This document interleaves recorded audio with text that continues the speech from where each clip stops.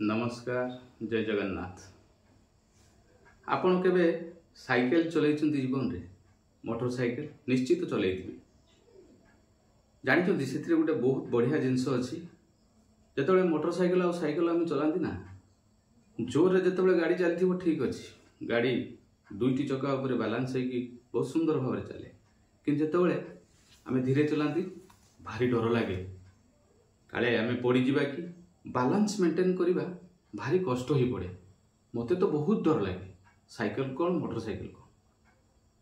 मु कहिबार अर्थ जीवन मध्य ठीक सेही भली जीवन गति चलीची तो चलीची। जदि आमे कौन सी कारण वशतः कौन सी घटना कारण जदि जीवन गति धीर हो जाए ना स्लो हो जाए, ठीक साइकिल मोटरसाइकिल भली बैलेंस फेल होवार भय थाए। तेणु जीवन होची गतिशीलता घटना आम चतुर्पार्श्व रे घटिबा यह निश्चित विधि निर्दिष्ट। तेणु सेथिरे आमको व्यस्त होवार आवश्यकता ही नहीं।